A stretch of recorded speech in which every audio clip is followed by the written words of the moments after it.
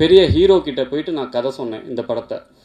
இப்போது அவர் என்ன பண்ணுறாரு, அந்த கதையை கேட்குறாரு. ஆக்சுவலாக அதுக்கு அந்த ப்ரொடக்ஷன் கம்பெனியில் வந்து செட் பண்ணி அந்த ஹீரோ கிட்ட போய் அந்த ப்ரொடக்ஷன் கம்பெனி முதல்ல ஓகே பண்ணிட்டாங்க இந்த கதையை. அதுக்கப்புறம் அந்த பெரிய ஹீரோ கிட்ட போய் நான் கதை சொல்கிறேன். அந்த ஹீரோ வந்து என்ன சொல்கிறாரு, கதை சூப்பராக இருக்குங்க, செம்மையாக இருக்குது, வேறு லெவலில் பண்ணீங்க, எப்படிங்க இந்த மாதிரிலாம் யோசிக்கிறீங்க, சூப்பராக பண்ணியிருக்கீங்க இந்த கதை. அண்டு நான் பார்த்த 5 பெஸ்ட் டேரக்டர்ஸில் நீங்கள் ஒரு டேரக்டர் அப்படி இப்படின்னு பயங்கரமாக புகுந்தார். அண்டு உடனே அந்த ப்ரொடியூசர்கிட்ட அட்வான்ஸ் வாங்கி எல்லாமே ஃபிக்ஸ் பண்ணிட்டாங்க.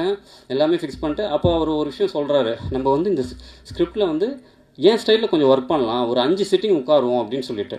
நானும் சரி சார், ஓகே சார், அப்போ அந்த சிட்டிங் உட்காருவோம், சூப்பர் அப்படின்ட்டு அவரும் சொல்லிட்டார். அட்வான்ஸ் கொடுத்து எல்லாமே ஓகே ஆகிடுச்சு. அதுக்கப்புறம் அந்த 5 சிட்டிங்கிறது பார்த்திங்கன்னா 2 வருஷங்க. 2 வருஷம், 3 மாதத்துக்கு ஒரு வாட்டி, 6 மாதத்துக்கு ஒரு வாட்டி, திருப்பி 3 மாதத்துக்கு ஒரு வாட்டி, திருப்பி 6 மாதத்துக்கு ஒரு வாட்டி, அந்த மாதிரி 2 வருஷம் அப்படியே போயிட்டே இருக்குது.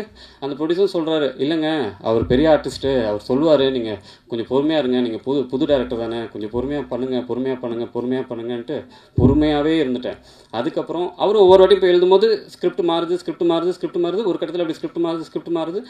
ஓகே ஃபைன், நானுமே சரி ஓகே, நம்ம வந்து அந்த ஜின்னுன்ற ஒரு கான்செப்ட் வச்சு ஒரு கமர்ஷியலாக படம் பண்ணுறோம், அப்போது அவருக்கு ஏற்ற மாதிரியான விஷயங்கள் நம்ம பண்ணலாம், அது பிரச்சனை இல்லை அப்படின்னு சொல்லிட்டு நானும் அதுக்கேற்ற மாதிரி கொஞ்சம் கொஞ்சமாக மாற்றுறேன். இப்போ என்ன ஆகுதுன்னா, அவருக்கு வந்து ஒரு பெரிய படம் ரிலீஸ் ஆகுது. அந்த படம் பார்த்தீங்கன்னா சூப்பர் ஹிட் அந்த படம், சரிங்களா. இப்போ வந்து நான் போகிறேன் அந்த பெரிய ஹீரோ கிட்ட போயிட்டு, ப்ரொடியூசரும் வந்து இல்லைங்க படம் சூப்பர் ஹிட் ஆகிடுச்சு, நம்ம உடனே போயிட்டு டேட்ஸ் கேட்குறோம், அவர் டேட்ஸ் கொடுத்தாருன்னா நம்ம இமீடியட்டாக ஸ்டார்ட் பண்ணிடலாம்னு சொல்லிட்டு அந்த ப்ரொடியூசரும் நானும் அவரை பார்க்குறதுக்காக போகிறோம். நான் ஆக்சுவலி அந்த ஹோட்டல் சொன்னால் கூட நீங்கள் கண்டுபிடிச்சிருங்க அது எந்த ஹீரோ அப்படின்னு சொல்லிட்டு. நான் போனேன் அந்த ஹோட்டலுக்கு, மேலே அவரை பார்க்க போகிறேன். அவர் வந்து அந்த ஒரு ஜெயிச்ச அந்த ஒரு விஷயத்தில் இருக்கார், பயங்கரமான ஹிட் அந்த படம். உட்காந்துட்டு இருக்கு. அவர் ப்ரொடியூசரை உட்கார சொல்கிறாரு. நான் வரேன், என்னை உட்கார கூட சொல்லலை. என்னை பார்த்து என்னை கேட்குறாரு, நீங்கள் யார் அப்படின்னு சொல்லிட்டு கேட்டார். நான் வந்து சார், நான் டிஆர் பாலா சார், உங்களுக்கு கதை சொல்லியிருக்கேன் சார், நான் வந்து ஜின்னுன்ற ஒரு கதை சொல்லியிருக்கேன் சார், அந்த கதை கேளுங்க சார். சாரி, ஆல்ரெடி கேட்டு எல்லாம் ஓகே பண்ணி இப்போ ஷூட்டிங் டேட்ஸ் கொடுத்துருக்காங்க சார், நம்ம அடுத்து ஷூட்டிங் போகணும் சார் அப்படின்னு சொல்லிட்டு. சரி ஓகே, நீங்கள் முதல்லேருந்து அந்த கதையை சொல்லுங்கள் பார்ப்போம், என்னென்னு கேட்போம் அப்படின்னு சொல்லிட்டு கேட்டார். நான் வந்து முதல்லேருந்து அந்த கதையை சொல்கிறேன். ஃபஸ்ட்டு சீன்லேருந்து லாஸ்ட்டு சீன் வரைக்கும் மொத்தம் 60 சீனு. ஒவ்வொரு சீனாக சொல்கிறேன். நிறுத்துங்க, இந்த இடத்துல தான் நான் மாற்ற சொன்னேன். இல்லை சார், நான் அதை மாற்றிட்டேன் சார், இப்போ பாருங்கள் சார் அப்படின்னு சொல்லிட்டு மாற்றி அந்த லைனை நான் சொல்கிறேன், சரிங்களா. அதுக்கப்புறம் திருப்பியும் அடுத்தது கொஞ்சம் தூரம் போகுது. அவருடைய செய்கைகளே டோட்டலாக சேஞ்ச் ஆகிருந்தது அப்போது ஆக்சுவலி, சரிங்களா. நான் சொல்கிறேன் திருப்பியும், இல்லை சார் மாற்றிட்டேன் சார், இது கேளுங்க சார், அதை கேளுங்க சார்னு சொல்லிட்டு அவர் ஆக்சுவலி அவருடைய மைண்ட் செட்டுக்கும் வந்துருச்சு. அவ்வளோதான், நம்ம வந்து இந்த எதுக்கு இப்போ இந்த படம் பண்ணோம், இந்த டேரக்டரோட பண்ணோம் அப்படின்ற ஒரு மைண்ட் செட்டுக்கு வந்துட்டார் அவர் ஆல்ரெடி. இப்போ அவர் என்ன சொல்கிறாரு, நீங்கள் வந்து இந்த சீன் வந்து நீங்கள் ஆல்ரெடி மாற்றிருந்தீங்க, சரி ஓகே, இதை வந்து நீங்கள் அப்படியே நடிச்சு காட்டுங்க பார்ப்போம் அப்படின்னு சொல்லிட்டு. நான் வந்து அப்படியே பாதியை நிறுத்திட்டார், பாதி கதையோடு அப்படியே நிறுத்திட்டார். இந்த சீனை நீங்கள் நடிச்சு காட்டுங்க அப்படின்றாரு. நான் நடிச்சு காட்டிட்டேன். சரி ஓகே, இப்போ 2 கேரக்டர் இருக்காரு, அந்த 2 கேரக்டருமாவே நடந்து, ஆக்சுவலி படத்தில் 2 கேரக்டர் இருக்குது, 2 கேரக்டராகவே நடிச்சு காட்டுங்க அப்படின்னு சொல்கிறாரு. நான் என்ன சொல்கிறேன், சார் அது எப்படி சார், இந்த கேரக்டரும் அந்த கேரக்டரும் நானே எப்படி சார் பண்ண முடியும், பரவாயில்லைங்க நீங்கள் பண்ணுங்க அப்படின்னு சொல்லிட்டு. சரி, நான் அந்த கேரக்டராகவும் பண்ணேன், இந்த கேரக்டராகவும் பண்ணேன், நான் பண்ணி காமிச்சேன். அவருக்கு அப்போயும் வந்து ஐயோ இதையும் பண்ணிட்டானே, இப்போ அடுத்து என்ன சொல்லலாம் அப்படின்ற மாதிரி இன்னொன்று வேறு ஒன்று சொல்கிறாரு. அப்போது என்னால் அதை பண்ண முடியல. அவர் வந்து வேண்டான்னு சொல்லியிருக்கலாம், இல்லை நான் பண்ணலை, நான் வேறு ஆர்டிஸ்ட்டுக்கு நான் டேட்ஸ் கொடுக்குறேன், சாரி நான் வேறு டேரக்டருக்கு கொடுக்குறேன், வேறு ப்ரொடியூசருக்கு கொடுக்குறேன்னு கூட சொல்லியிருக்கலாம்.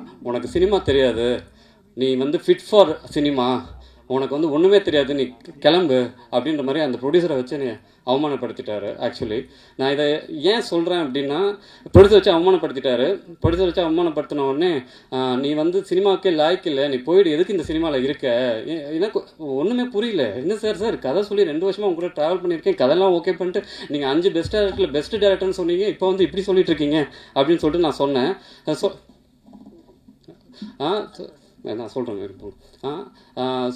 சொன்னபோது அவர் வந்து இல்லை முடியாது, நான் இந்த கதை இப்போதைக்கு பண்ணல, நான் அப்புறமா பண்ணுறேன் அப்படின்னு சொல்லி அமுச்சிட்டா. அந்த டி நகர்லேருந்து ஆதம்பாக்கம் என் வீடு.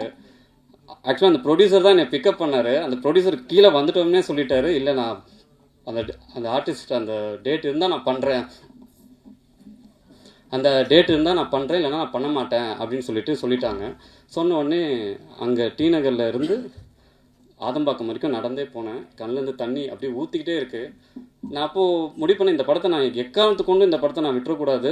என்ன சொல்லியிருந்தாலும் பரவாயில்ல, எனக்கு சினிமா தெரியாது, நான் சினிமா பண்ண மாட்டேன், எனக்கு வந்து ஃபிட் ஃபார் நத்திங் அப்படின்னு எப்படி அவர் வாயால் பெஸ்ட்டு டேரக்டர்னு சொன்னாரோ அதே வாயால் ஃபிட் ஃபார் நத்திங் அப்படின்னு சொன்னாரோ, நான் கண்டிப்பாக இந்த படத்தை நான் பண்ணணும், யா அன்ஃபிட் அப்படின்னு சொன்னாரோ, நான் கண்டிப்பாக இந்த படத்தை பண்ணணும் அப்படின்னு சொல்லிட்டு அந்த இடத்துல தான் நான் வந்தேன். நான் ஏன் இதை சொல்கிறேன் அப்படின்னா,